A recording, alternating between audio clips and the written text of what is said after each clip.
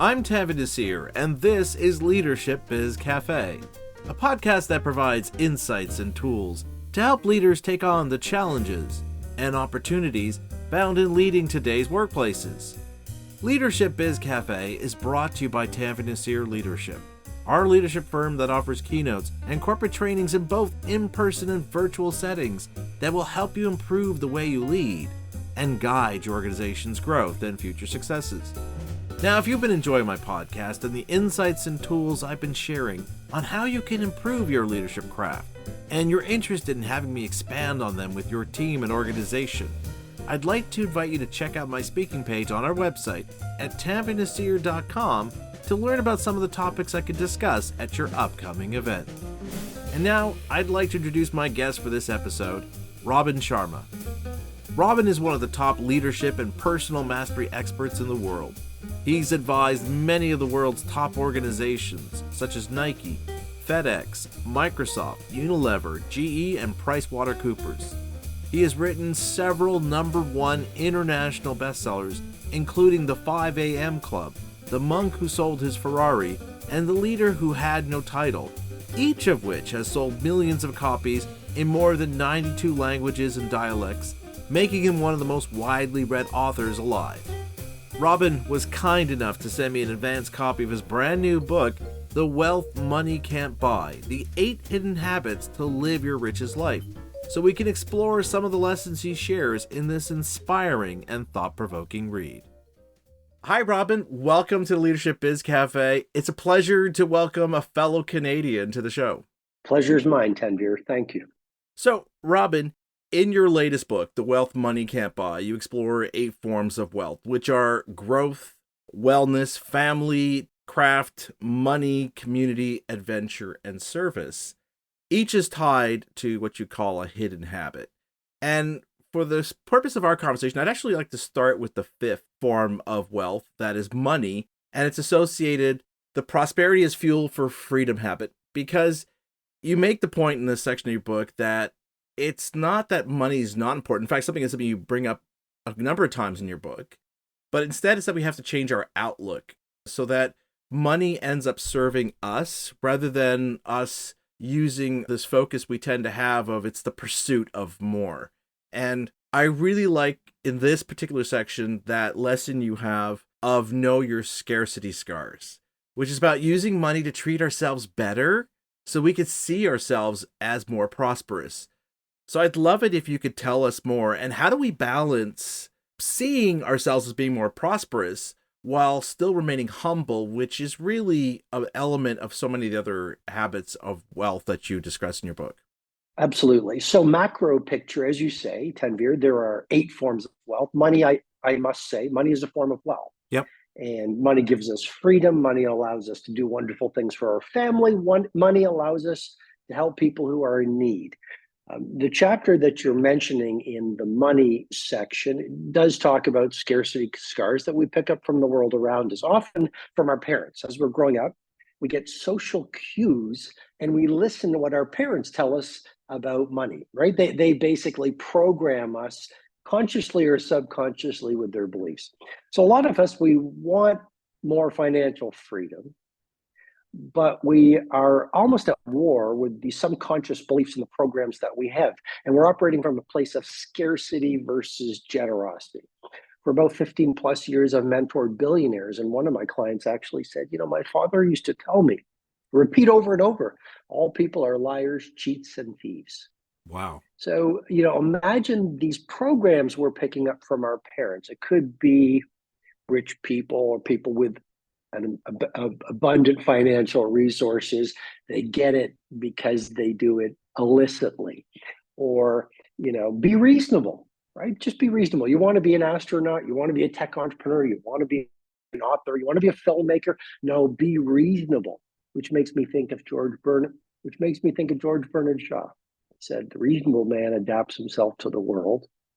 The unreasonable one persists in adapting the world to himself. Therefore, all progress depends on the unreasonable man. Mm-hmm. And so we need to figure out our scarcity scars. I talked about how in that chapter, but we need to become aware of them so they don't own us. And then the second thing is, you say, how can we use money, not be addicted to it.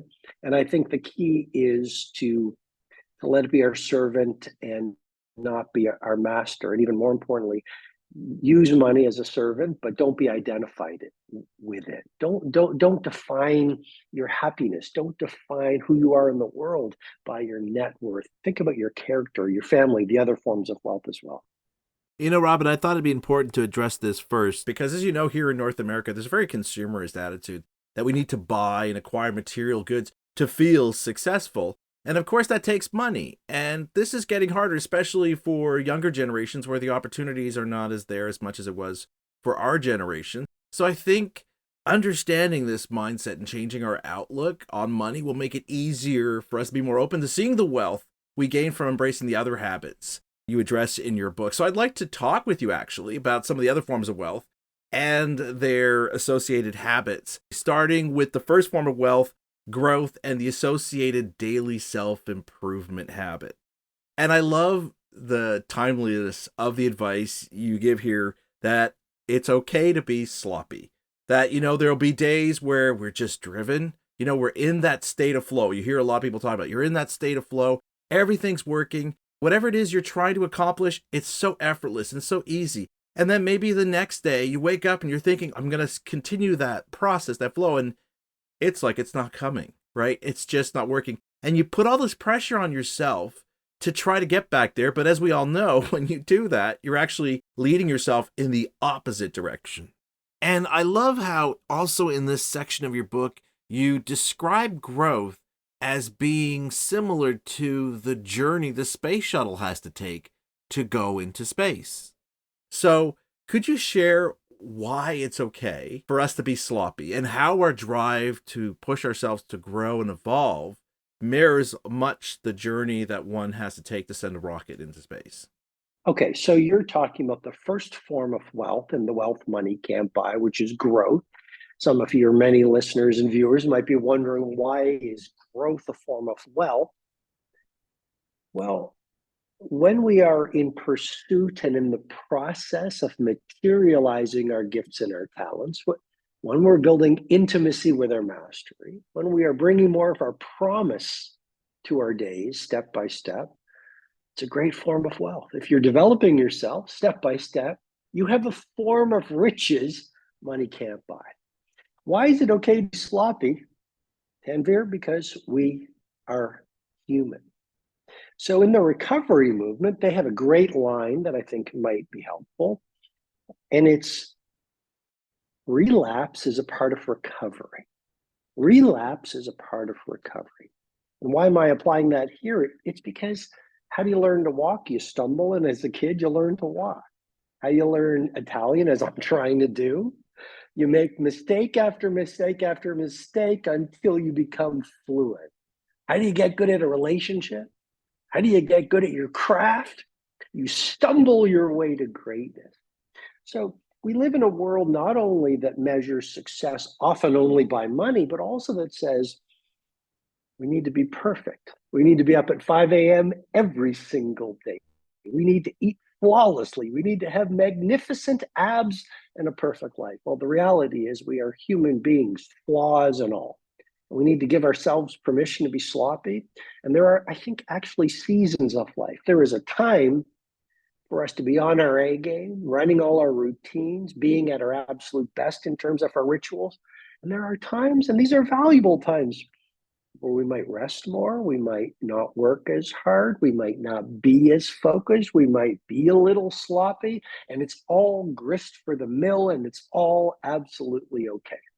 And you know what? Speaking about that, it's okay to be sloppy. So there's another lesson. And I mentioned to this before we came on air, Robin, that as I was reading your book, there was one lesson you shared in here that I'm like, you know what? Challenge accepted, Robin, because you do make it a challenge to the readers. So you have this other lesson here that to achieving this form of wealth, one of the things we have to do is eat alone fairly often. Now, like you, for my work, I do travel and I go to different places. And recently, a few weeks ago, I went to California to give a keynote and a workshop. And after the event was over, I was thinking about where to eat. And in the end, I decided I was going to go downstairs to the restaurant in the hotel lobby because this hotel had this absolutely gorgeous lobby was several stories tall atrium with this glass ceiling. They had palm trees in the actual restaurant, beautiful ambient lighting. So I said, you know what? I'm going to go down and eat there. But before I went down for dinner, I was reading your book and I came across this section, Eat Alone Fairly Often. And you make this challenge to people that said it's not enough for you to go in a restaurant and eat by yourself. I want you to not bring distractions. I don't want you to bring a book. I don't want you to bring your smartphone. And I'll be honest, I've eaten alone. I feel very comfortable doing it, but I will often bring a book with me. Like, so for example, this one right here. Or I'll bring my smartphone and I'll watch a TV show and I'm perfectly fine. But as I was reading this, I thought, here's a perfect opportunity for me to experiment. And I said, you know what? Challenge accepted, Robin. So I put your book down. I went downstairs. When I saw the waiter, I said, could you please put me at a table where I could really enjoy the view of this beautiful lobby and really enjoy the ambiance of this restaurant? So he put me in one of the central tables that gave me a view of this beautiful lobby. I could really enjoy these wonderful palm trees. I could see everyone around me, so I wasn't tucked away in a corner. And as I was sitting there, it gave me the opportunity to just reflect on my thoughts. Thinking back on the conversations I had with all these different leaders about what they gained from my keynote, from my workshop, and seeing the positivity on their faces. And then what's more, I saw a group, Robin, nearby. It was about 4 people. They were clearly on vacation. They were having a good time. They were laughing and so forth. And you know what? It actually fed my positivity. It made me feel even better. Seeing them having a good time reinforced my feeling a good time. But I have to commend you. It was a great experience. And you know what? I think I'm going to keep doing that because it really kept me in that moment. It really allowed me to appreciate the day. But more importantly, it got me to this feeling that life is good. So I just wanted to share that experience with you and to thank you, Robin, for the challenge. Well, I have to congratulate you for applying it. We all know that ideas without implementation really don't do much. We all know that no idea works for anyone who's not willing to do any work. I have a few replies to what you just shared. The first thing I would say is genius loves solitude. Genius loves solitude. We live in a world where there's so much noise, we miss the signal. And so spending time alone is a gift you give yourself. Second thing I would say is the discomfort of growth is always less dangerous than the illusion of security. So what you did, I mean, that chapter in The Wealth Money Can't Buy is in the growth section, the first form of wealth. There's 8 forms of wealth the book is based on. And what I'm really trying to help people do is develop bravery scenarios. This is bravery training. To go sit in a crowded restaurant with people having the time of their lives, and you have no, Tanvir, you had no escape routes. And so you have to see, what does that bring up? Does it bring up insecurity, right? But it's bravery training. And so it's so important for us not to be victims and to, you can tell a victim a mile away because they give away their power to excuses. So victims are about CBEs, complaint, blame, and excuse. Leaders, I know you talk a lot about leadership. Leaders are about APR, absolute personal responsibility. And so what I'm trying to say is the more we put ourselves in difficult situations that make us feel uncomfortable, the more we design opportunities to take back the power we have given to our fears. And so I think what you did is very powerful. And last thing I'd say on that is easy is hard and hard is easy. Yeah. And what I mean by that is when you do difficult things, I think leadership is about the consistent doing of difficult things. I spent 1 year of my life writing The Wealth Money Can't Buy. I suffered. I wrote 20 different versions plus of the manuscript with maybe 10,000 changes in each manuscript. I put so much sweat equity in this book. But I think if you do hard things, you have an easy life. If you have hard conversations, you have a good business. You do hard workouts, you get really fit. You read hard books, you become wise. If you pursue the easy path, you have a hard life. So again, I want to compliment you for eating alone and applying that idea from the book. Well, one of the reasons why it was easy and for me to want to try to take on this challenge was because this was one of my favorite habits to building true wealth. And there's so much more I could ask you about here, Robin, but I love it if you could share the story you share about the mountain climber coming down from the mountain in the chapter Fears Are Ghost Stories. Because as I was reading that, I was like, oh my God, this is such a wonderful story. And it's so true. So many times when we think about making a change or making a little effort, like this example like just gave, I know some people are listening and thinking, oh my God, Tamara, you have way more courage than I do to sit in a restaurant with all these people and looking at all these activity, and you're sitting there and just soaking it all up. I don't think I could feel comfortable doing that. And I just think, especially hearing what you just shared, this story would really help people, believe in their own courage of what they can do. Well, the first thing I want to say, and I'd love to share the story. First thing I would say is to every single one of your viewers from around the world, we know not of how powerful we are.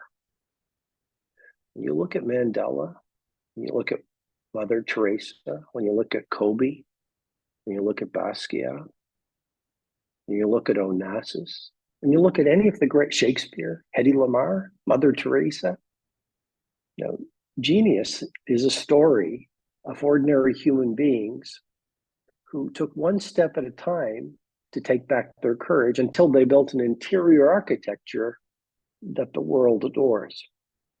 And so what you do daily is so much more important than what you do annually. And small daily, seemingly insignificant improvements of ourselves lead to stunning results over time. So the story you asked about is an Osho, the great Indian mystic. It's a story from Osho.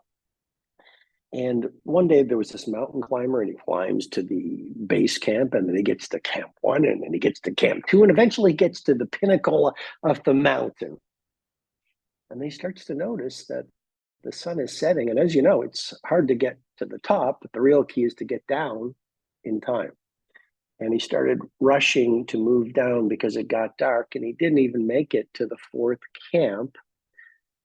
And he slipped and he fell, and he said, I better grab onto this. And instinctively, he grabbed onto a branch, and all night, Tanvir, his arms trembling, his heart beating, he held onto that branch because he thought if he let go, he'd plunge thousands and thousands of meters to his death.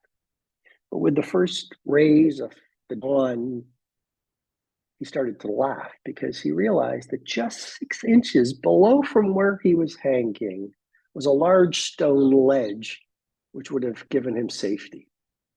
And the point I made in that chapter of the book is our fears are ghost stories, and they're mostly 6 inches deep. I've worked with so many different clients, CEOs, professional sports superstars, entertainment royalty for all these years. And one of the things I remind them is the fears you don't face become your walls. And so you've got to hug the monster. And so many of them will tell me, I was afraid of this thing. And I went and I did it, and it was so much easier than I thought it would be. So there's a chapter in the book called PENM. It explains the acronym for how we form our worldview. Mm-hmm. And our parents, the 5 forces of PENM really explain our programming. Our parents, the E stands for our environment, the N stands for our nation, the A stands for our associations, and the M is media. And what we do is we do adopt the fears of the people around us. And most of our fears really are 6 inches deep. One of the forms of wealth that I think is important. So there's the first one we're talking about is growth. The second one is wellness, because as one wisdom tradition says, health is the crown on the well person's head that only the ill person can see. And then the third form of wealth, which is family. I mean, I've mentored billionaires that have beautiful mansions, big yachts, private jets, but they're all alone. And there are a lot of people I've mentored, unfortunately, they're cash rich and their life poor.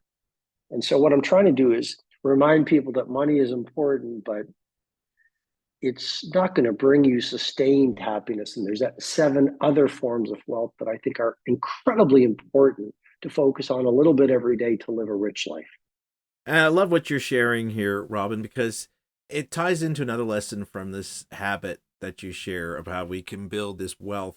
And it's the lesson of the best way to start is to start, which I know we've all probably heard from somebody, just start and so forth. But I found also what helps in my experience is that when you get to hear it from somebody who you value and respect, who understands what's really involved in taking on that big, ambitious goal. Because you can hear from your spouse, you can hear from your parents, or your friends, but it's easy for your brain to kind of dismiss it because, like, yeah, they mean well, they're my cheerleaders, they're my champions, but they don't understand what's involved. But when you have somebody who's taken that path, who knows what it takes to get to where you need to go, and they're telling you, just begin, right? It leaves you with no excuse but to get up and take that first step and to realize, as you just so beautifully point out in the story, that sometimes those things that we fear, it's only 6 inches. And taking that measure to just walk those 6 inches allows us to start gaining this kind of wealth, which leads us to the kind of happiness we all ultimately really long for. And we tend to think, because of our parents and our education, as you said, the nation and media, that it's through the accumulation of money that's going to lead us to that sense of happiness. But it's really understanding these other forms of wealth and really helping develop them that's going to lead us to living a life of genuine prosperity and happiness. You know, Denver, I'm here in Los Angeles, the land of movie stars.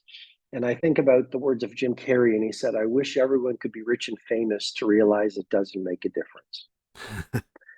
And there's a cultural hypnosis that says, make a lot of money, and one Friday morning, you're going to wake up full of satisfaction, freedom, happiness, and joy.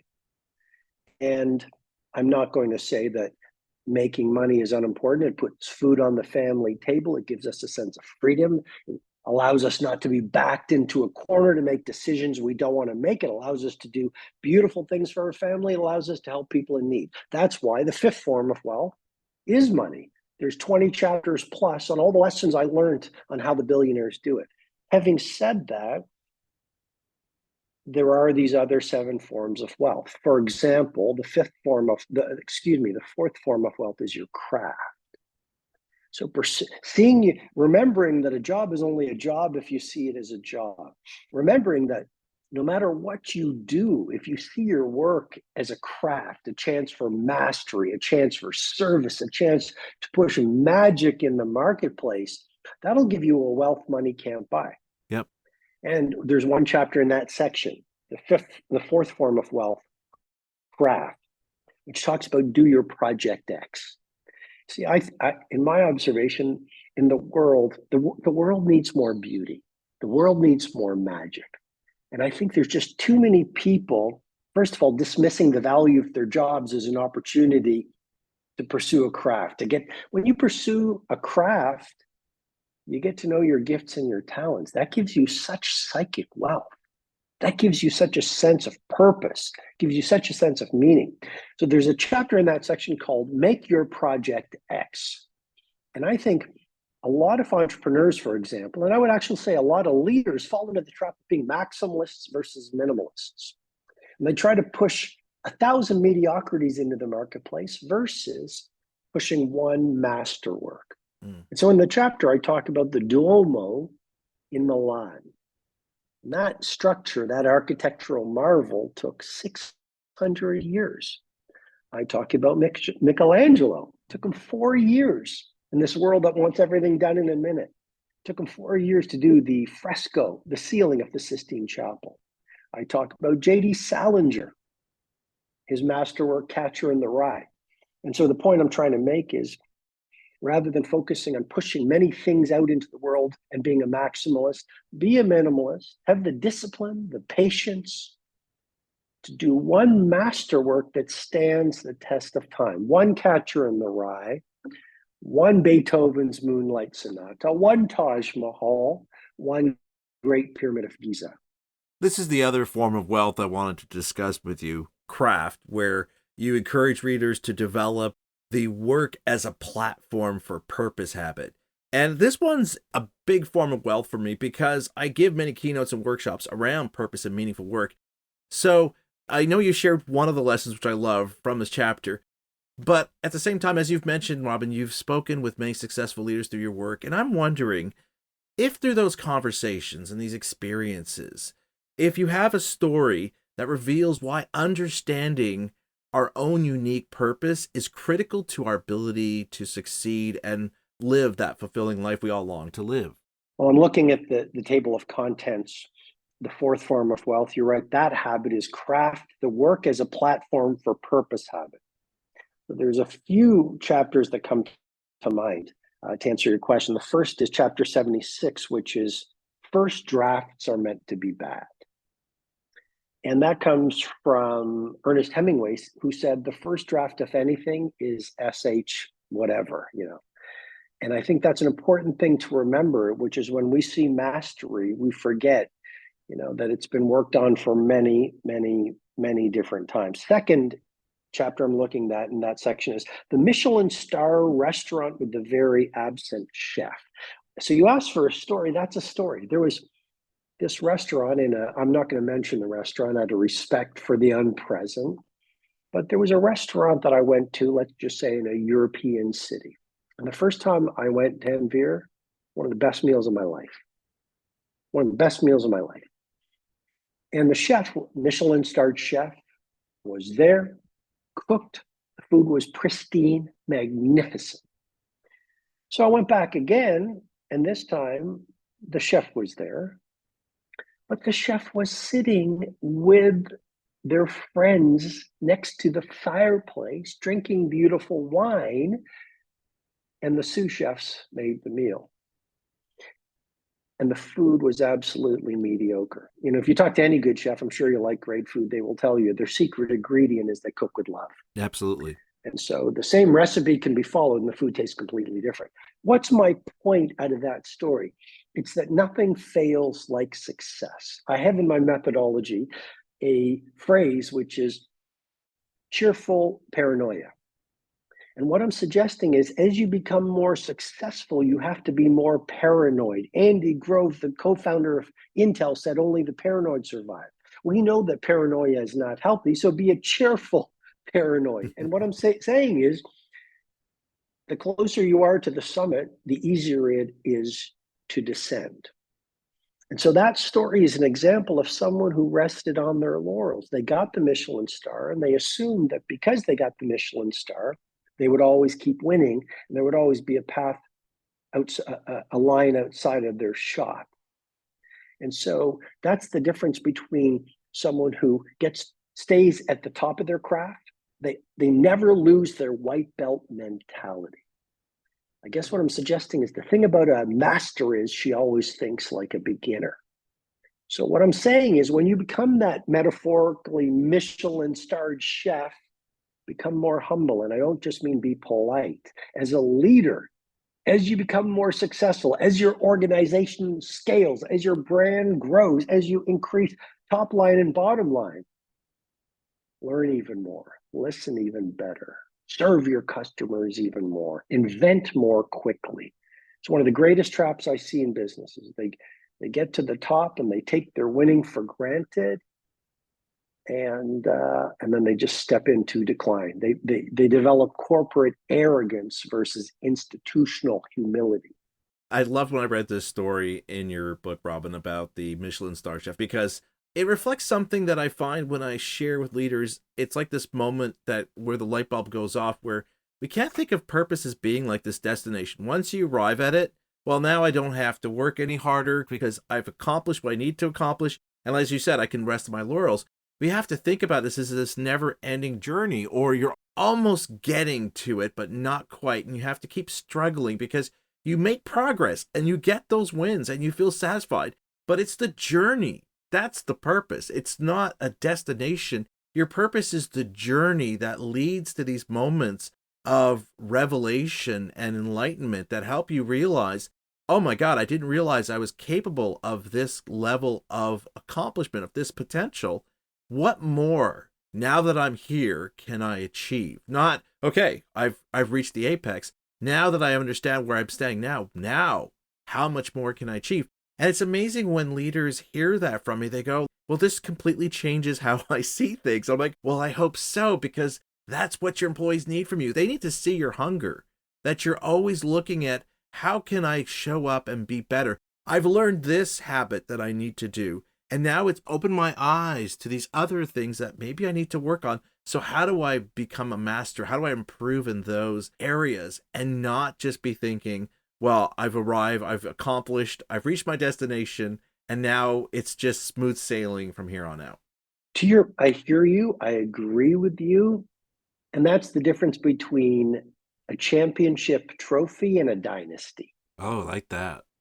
right? It's very hard to get world class. It's even harder to sustain world class. There was a Roman soldier whose job was to whisper into the ear of the military commander called the Dux, memento homo, memento homo, memento homo, which means in Latin, remember, you're just a man, obviously, or a woman. And the point is, as leaders, sometimes there is a tendency to think you become a god and to take your success for granted. It makes me think about a few things. You talk about falling in love with the process. Robert Louis Stevenson, the great Scottish novelist, said, judge your success not by the harvest you reap, but by the seeds you plant. Yep. I think that's important. Secondly, I think of Kobe Bryant, and he said something very interesting. He said, because genius is less about genetics and more about your habits and your commitment and your resilience and all those key things. And I talk a lot about these habits and these ideas in the Wealth Money Can't Buy. And he said, I thought when people got into the NBA, they would want to be BIW, best in the world. As you say, I thought people would always want to get better. And he said, what I realized is a lot of people got into the NBA and they just started to party and they just said, I'm here, I've won. And they didn't want to optimize and iterate and improve. So he said, I realized that if I was different, rather than doing one or two practices a day, and I love this story. He said, I realized if I got up at 4 o'clock every morning and had an early morning workout, and then went home and had breakfast and hung out with my family, and then went back to the gym and practiced at 11 o'clock for another few hours, and then went home and did a few more things, and then did a late afternoon practice, and then went home and had supper, and then did an evening practice, 4 practices a day. He said, to use his words, after 4 or 5 years, I realized I would have an advantage so great that no one would ever catch up. Mm. And I think this is just a gorgeous opportunity in this world where too many people are card-carrying members of the cult of mediocrity, to understand the power of practice, the power of going the extra mile, the power of adopting a white belt mentality, a power of only pushing magic into the marketplace. So that's the 4th form of wealth, but there are 8 forms of wealth. And there's one I'd love to quickly talk about if I could, which is the 6th form of wealth, which is your community. And the habit is that you become your social network habit. So what I'm suggesting there is you can change the world, or you can allow energy vampires and dream stealers into your life, but you can't do both. And there's good research, I think, about Nicholas Christakis of Harvard University. He's actually found that we are influenced not only by our friends, but get this, Veer, we're influenced by the friends of our friends and the friends of our friends' friends. And we could get into mirror neurons and the science of emotional contagion. The point is, it's incredibly important for a leader, any elite performer, any human being to strip out the energy vampires and build a social circle of people whose lives we want to be living. And the last thing I'd say on that is, if you're the smartest person in your neighborhood, the fastest person on your street, the wisest person you know, maybe it's time to know some new people.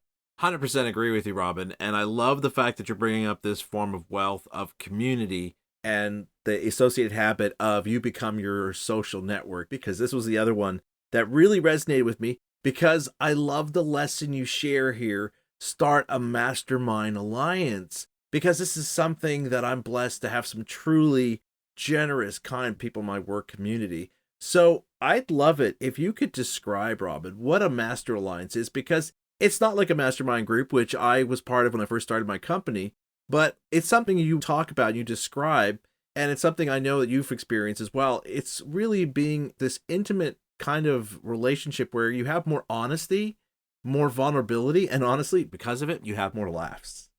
Sure. One of my clients is YPO, Young Presidents Organization, and one of the pieces of magic they have is the forum, where it's a group of people where they can get together, let's say once a week, and they can share openly.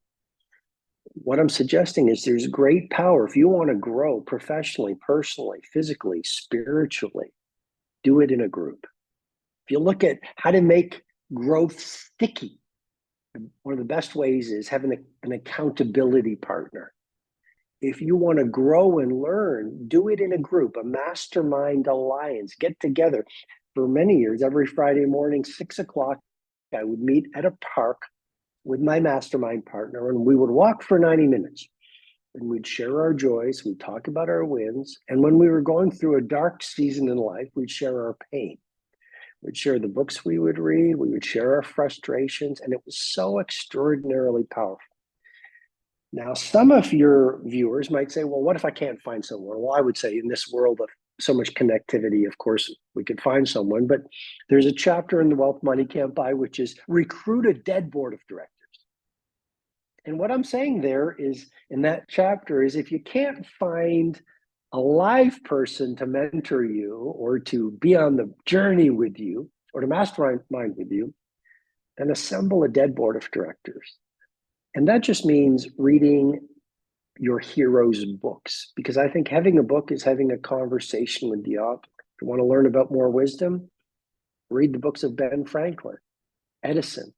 Read Meditations by Marcus Aurelius. You want to learn more about business? Be mentored by Steve Jobs and read Isaacson's book, Jobs, or Frank Brady's book, Onassis. You want to learn about how to live a great life? Read The Giving Tree or The Prophet by Khalil Gibran. And we just live in a world where one of the ideas I really subscribe to is an addiction to distraction is the death of our creative production. And I think we can change the world and live gorgeous lives or play with our phone. Mm-hmm. And I just encourage people so much through the book to be a minimalist and put down your phone and remember the shortness of life and read and build family relationships and build perfect moments, because life is incredibly short. And I just see a lot of people, I'm not judging, but I'm reporting, there are a lot of people who are spending their best days involved in digital pursuits that I don't think at the end will amount to important priorities. Oh, 100% agree with you. And I'm glad that you're bringing up this particular section because there's two lessons you share in this form of wealth that I'll admit I'm a bit biased in wanting to bring up with you. First one being be a major gift giver, for the simple fact that it's the first time, Robin, I've read a book where Mr. Dress Up is brought up, who is a Canadian childhood TV show personality. And by the way, Robin, I actually had a chance to meet him when I was 11 years old, so no longer watching the show, right? Because it's meant for preschoolers and so forth. But he was just as warm and kind as he was in the show.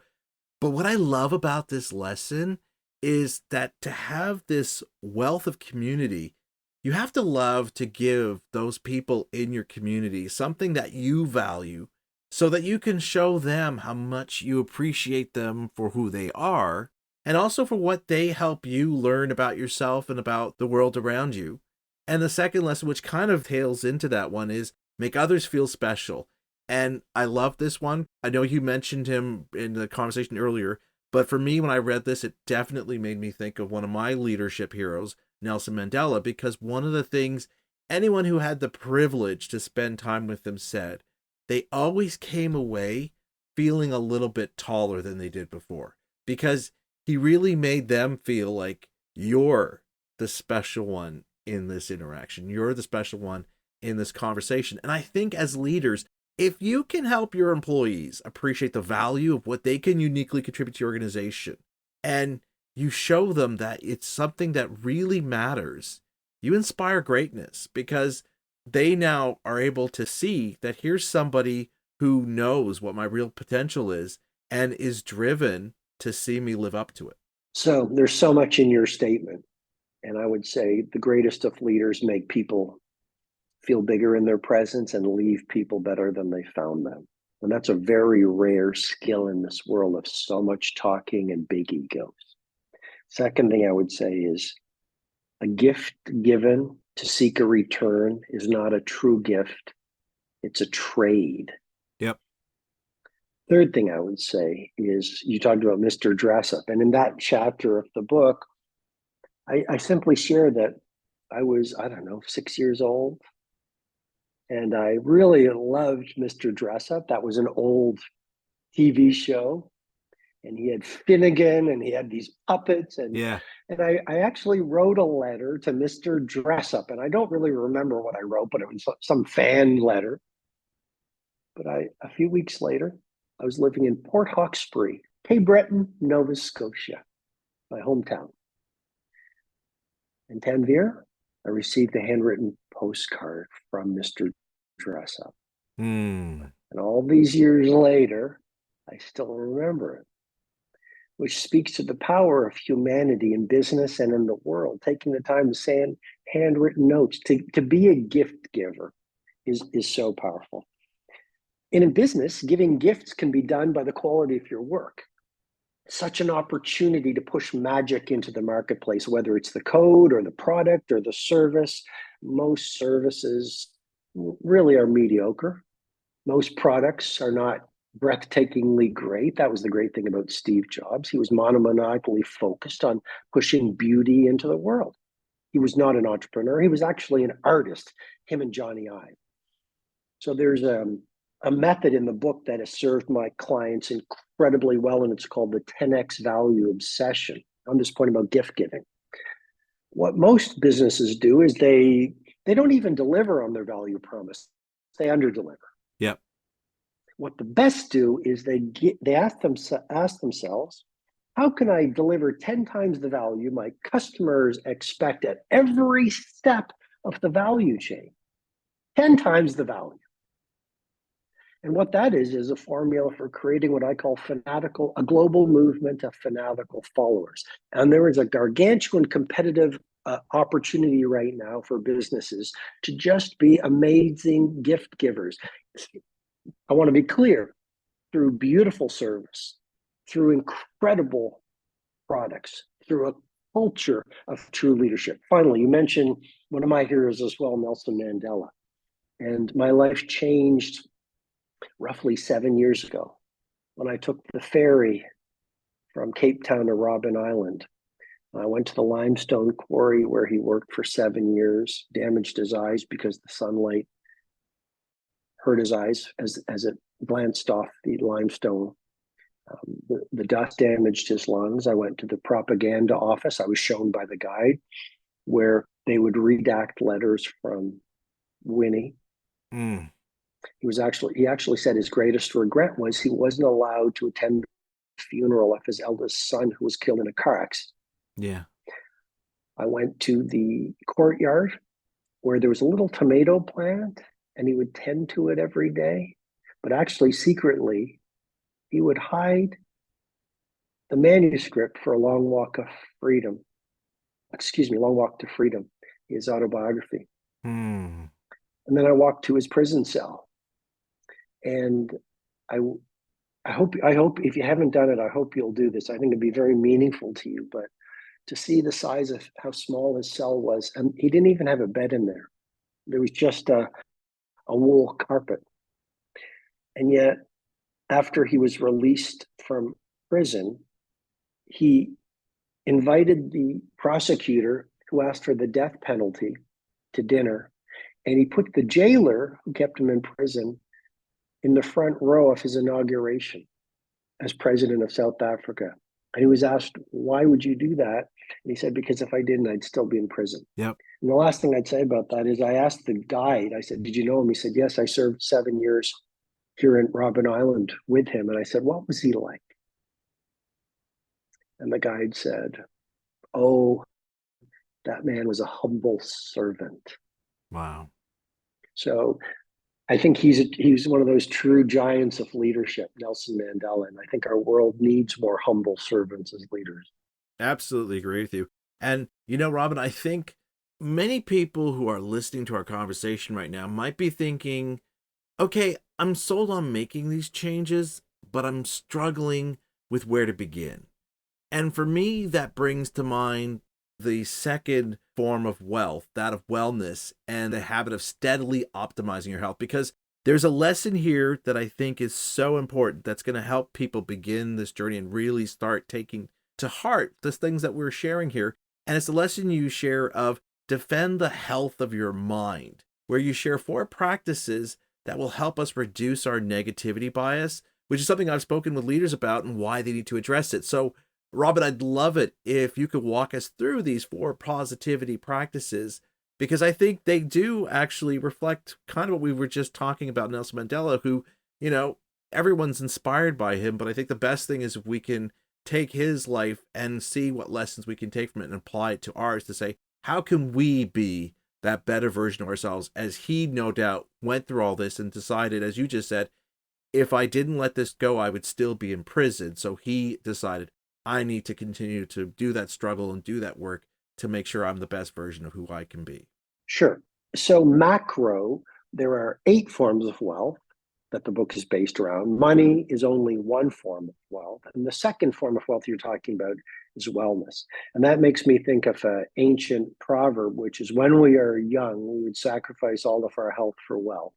And when we got old and wise and figure out what life is all about, we would sacrifice all of our wealth for one day of good health. And I've mentored a lot of billionaires and famous CEOs, and unfortunately, a number of them, as they've built their businesses, they've lost their health along the way. And sadly, they spend all their time trying to get their health back. Health is one of those things, if you lose it, nothing else matters. All you do is try to get it back. So the chapter you're talking about is chapter 25, Defend the Health of Your Mind. And I also, if I may, need to say, mental health is important, but so is emotional health, physical health, and spiritual health. Absolutely. And so everyone talks about mindset. I believe actually mindset is only one element of interior health. So is heart, what I call heart set, health set, and soul set. So the 4 practices to build a greater mindset. Number 1, you write, how could this be worse? Paragraph. That really just talks about journaling. And on a regular basis, if you're going through a difficult day, you ask yourself, how could this be worse? That reframes your focus onto your gratitude, which we know is the antidote to fear. The second positivity practice is called savoring. This comes from the work of positive psychology, which finds that the happiest, most peaceful people have a habit of savoring. In your morning coffee, when you're drinking it, don't just think about work or think about this. Be present and savor the coffee. As you're on your nature walk at the end of the day, be present, savor the smells. I'm here in Los Angeles. I just went on a walk this morning. I smelt the jasmine in the air. When you're with your family, put down the phone, have a family meal, savor the time with your family. You're never going to get that time back. Third practice is improve your self-talk, and the fourth is be actively helpful. Being actively helpful is simply, if you want to find happiness and positivity, give yourself over to a cause that's larger than yourself. It sounds so simple, but kindness is a gift you give yourself. So I remember Pau Gasol was, you might remember, he was the center of the Los Angeles Lakers. And he came to one of my live events, and I drove him back to the airport. And as we were going through the airport, it was really fascinating. Everyone who came up to him, he had all the time in the world for them. He would sign autographs, he would take pictures. And once we got to the gate, I said, Pau, it's incredible. You had time for everyone. And he said something to me I've never forgotten. He said, it takes so little to make someone happy. So you want to defend the health of your mind? Remember how little it takes to make someone happy, to give them a handwritten thank you note, or sincere compliment, some good listening. We talk to a lot of leaders, mentoring someone at the office. I think the job of a leader is to build more leaders. Don't be so busy being busy, you forget your job, which is to grow more leaders. If you want to defend the health of your mind, connect more to your mission, to your purpose, and how you're going to help people. Because I think the real job of leadership is the chance to sincerely, passionately, excellently elevate human lives. And the best businesses are very mission driven and purpose centered. I love what you're sharing here because it actually leads perfectly into another lesson you share in this form of wealth of wellness, which is to supersize your gratefulness. And I think when we employ that first positivity practice, it's great to replace that negativity focus by reminding ourselves of all we have to be grateful for. And to take it, as the example you just shared, take it one step further and share it with those around us who we're grateful to have in our lives. When you start doing that, it's exactly what this whole form of wealth is trying to accomplish, which is to make us appreciate this abundance of wealth we actually have. It's true, and it makes me think of the eighth form of wealth, which is service. Yep. And in that chapter, I talk about Eugene O'Kelly. Eugene O'Kelly was the global CEO of KPMG, the accounting behemoth. And one day he went into his doctor's office to get the results of a routine medical.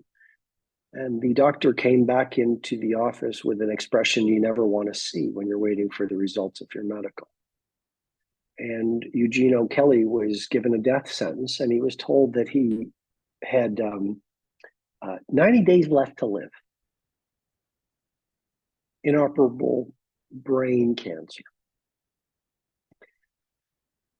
And what he realized when he was confronted with his mortality is he realized that he had, in all the years as a corporate leader, he had never taken his wife to lunch.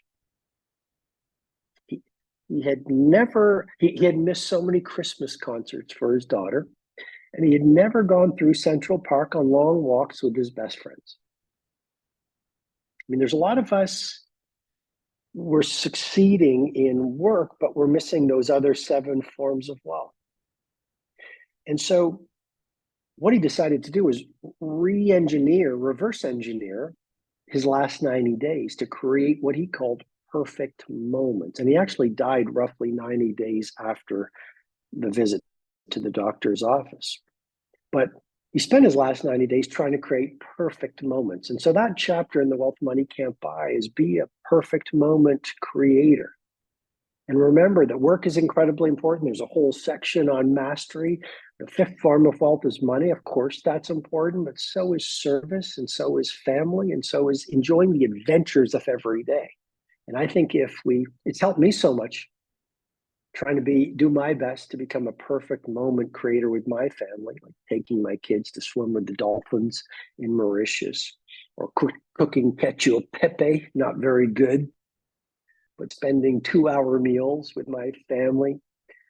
Or maybe I live in Italy on in an old farmhouse and just taking long strolls with my little 5-pound Shorkie that I talk about in the book, Super Chum, or long walks with my life partner, Al.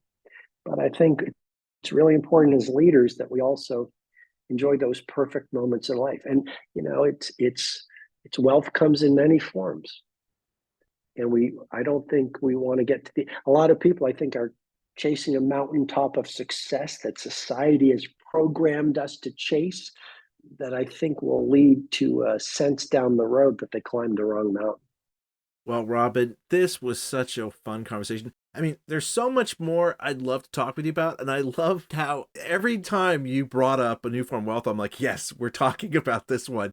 Because there's so many moments in your book where I was reading something, for example, as I said, Eat Often Alone, that challenged me. But there were also moments in your book where the lessons reinforced the things I'm doing and just reminded me of the things that I have to appreciate, and I do appreciate that I have this abundance of wealth about.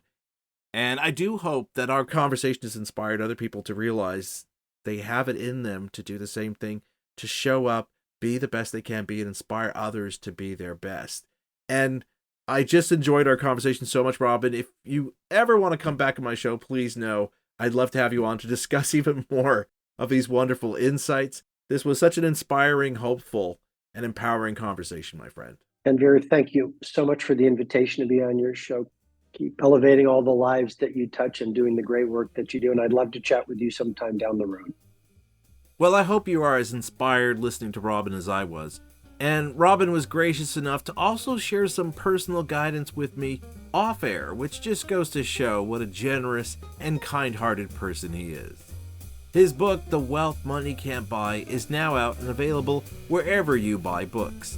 And again, I want to thank Robin for coming on my show to share his insights and lessons on how we can all push ourselves to be that better version of who we can be. Now, if you're interested in learning more about my speaking work, either for a keynote or a workshop, please check out my speaking page on my website at tanvinasir.com, where you can learn more about the topics I share in my keynotes and corporate workshops, as well as what past attendees have had to say about attending one of my talks. I'm Tanvin Nasir, and you've been listening to Leadership Biz Cafe.